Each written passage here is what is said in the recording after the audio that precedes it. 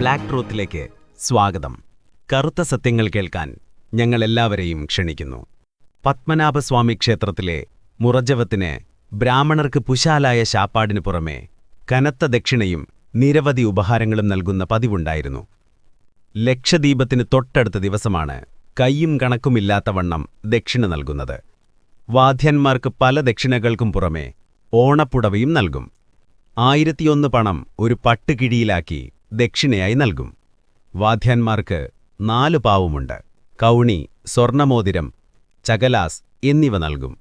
വൈദികന്മാർക്ക് 6 പാവുമുണ്ട്. വെള്ളിക്കിണ്ടിയും സ്വർണമാലയും കൊടുക്കും. സ്വർണപൂജാപാത്രങ്ങളും അവർക്ക് കൊണ്ടുപോകാം. 2000 പണമാണ് തമ്പ്രാക്കൾക്ക് നൽകുന്നത്.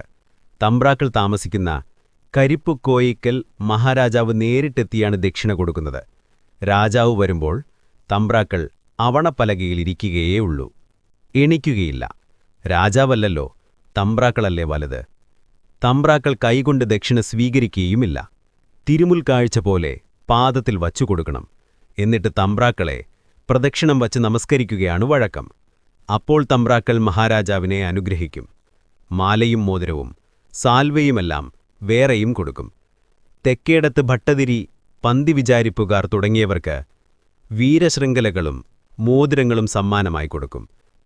പന്തിക്ക് വിളമ്പുന്നവരുടെ മേൽനോട്ടക്കാരായുള്ള നമ്പൂതിരിമാരെയാണ് പന്തി വിചാരിപ്പുകാർ എന്ന് പറയുന്നത്. മുറജപം കാലത്ത് തങ്ങൾ കിടന്നിരുന്ന കട്ടിലും പട്ടുകിടക്കയും പട്ടുതലേണകളുമെല്ലാം നമ്പൂതിരിമാർ ഇല്ലത്തേക്ക് കൊണ്ടുപോകുകയാണ് പതിവ്. കൂടും കുടുക്കിയും വരെ ഇല്ലത്തേക്ക് കൊണ്ടുപോകുമെന്നർത്ഥം. EBCD എന്നീ ക്ലാസ് അടിസ്ഥാനത്തിലാണ് ബ്രാഹ്മണർക്ക് യാത്രാ ചിലവ് നൽകിയിരുന്നത്. വാദ്യാൻ, വൈദികൻ, തെക്കേടത്ത് ഭട്ടതിരി, തരണനല്ലൂർ നമ്പൂതിരിപ്പാട്, ചിരട്ടമൺമൂസ്, ആഴ്വാഞ്ചേരി തമ്പ്രാക്കൾ ഇവരെല്ലാമാണ് ഈ ക്ലാസുകാർ. അകവൂർ നമ്പൂതിരിപ്പാട്, ദേശമംഗലം, ഒളപ്പമണ്ണ, വയസ്കര, കാണിപ്പയ്യൂർ, കല്ലൂർ മുതലായ ആഢ്യന്മാർ ഇവരെല്ലാം B ക്ലാസുകാർ.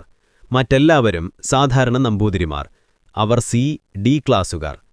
ആഴ്വാഞ്ചേരി തമ്പ്രാക്കളുടെ യാത്രയ്ക്കു മാത്രമുള്ള ചിലവ് 5000 രൂപയോളം വരും. അക്കാലത്തെ 5000 ഇപ്പോൾ എത്രയായിരിക്കും എന്നൂഹിക്കാമല്ലോ. വാദ്യാൻ, വൈദികൻ തുടങ്ങിയവർക്കുമാകും ഇതിനോടടുത്ത ചിലവ്. 1906 യാത്രാ ചിലവ് മാത്രം 55,000 രൂപയാണ്. ഈ വർഷം പഴത്തിന് ചിലവ് 14,000-നും പരം. എണ്ണയ്ക്ക് മാത്രം 10,000-ൽ പരം. ലക്ഷദ്വീപത്തിനുള്ള എണ്ണയ്ക്ക് പുറമെയാണിത്. നേപ്പാളിലെ ഗണ്ഡകി നദിയിൽ നിന്ന് ശേഖരിച്ച സാളഗ്രാമങ്ങൾ പീഠത്തോടും പൂജാപാത്രങ്ങളോടും കൂടിയാണ് ദക്ഷിണയായി നൽകുന്നത്. 2 കിണ്ടികൾ, ശംഖ്, ശംഖുകാല്, പൂപ്പാലിക, മണി, ധൂപക്കുറ്റി, കൊടിവിളക്ക്, നിലവിളക്ക്, ഇടങ്ങഴിയിൽ കൂടുതൽ വെള്ളം കൊള്ളുന്ന ഒരു ചെമ്പുപാത്രം, ഇത്രയും കൂടിയതാണ് പൂജാപാത്രങ്ങൾ.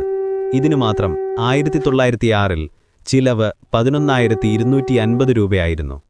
ഇത് ഒരാൾക്ക് കൊടുക്കുന്നതിന്റെ ചിലവാണ്.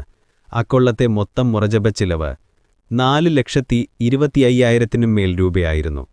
ബ്രിട്ടീഷ് മേൽക്കോയ്മയ്ക്ക് തിരുവിതാംകൂർ പ്രതിവർഷം 8 ലക്ഷം രൂപ കപ്പം കൊടുക്കേണ്ടി വന്നിരുന്നു. ബ്രിട്ടീഷ് ഗവൺമെന്റ് അതിൽ മുറജപത്തിനു വേണ്ടി കുറേ തുക ഇളവ് ചെയ്തു കൊടുത്തിട്ടുണ്ടായിരുന്നു. ക്ഷേത്രപ്രവേശന വിളംബരം വഴി അമ്പലങ്ങളിൽ അധകൃതരെ കഴിക്കതിന് നമ്പൂതിരിമാർ നിസ്സഹകരിച്ച സംഭവം കൂടി ഞങ്ങൾ പറയാം. 1937 തിരുവിതാംകൂറിൽ ക്ഷേത്രപ്രവേശനമുണ്ടായത്. 1954 ഒടുവിലത്തെ മുറജപം നടന്നു. വിളംബരം കഴിഞ്ഞ് നടന്ന 3 മുറജപങ്ങളിൽ എല്ലാ ബ്രാഹ്മണരും പങ്കെടുത്തില്ല.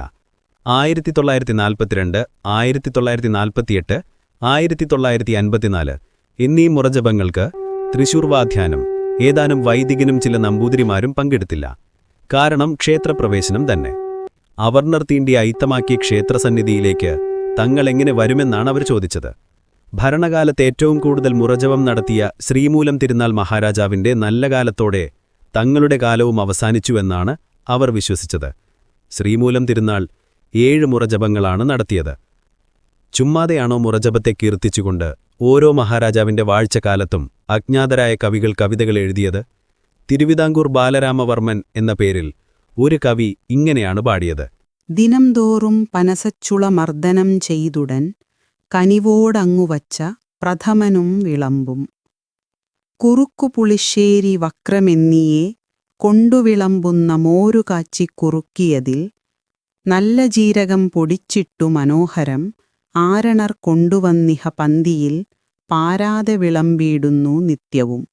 മുറജബ സദ്യയെക്കുറിച്ച് രവിവർമ്മൻ തമ്പി എന്ന കവി എഴുതിയ ശ്ലോകത്തിലെ 2 വരി കേട്ടിട്ട് മുറജബ കഥകൾ നമുക്കിവിടെ നിർത്താം. സ്വർഗം ഭൂലോകമത്രേ പ്രഥമനദിനേക്കാൾ വിശേഷം വിശേഷം